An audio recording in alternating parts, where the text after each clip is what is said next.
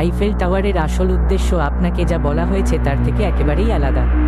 বেশিরভাগ লোক বিশ্বাস করে যে এটি প্যারিসীয় সংস্কৃতি এবং শিল্প যুগের প্রতীক।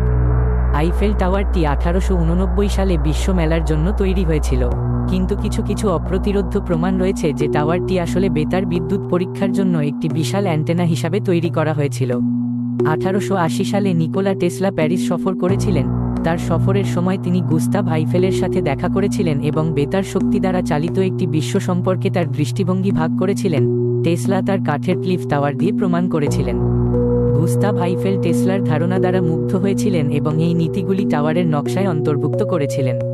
ওই সময় টাওয়ারের চারপাশে অদ্ভুত ইলেকট্রোম্যাগনেটিক ঘটনা এবং ব্যাখ্যাতীত আলোর খবর পাওয়া গেছে।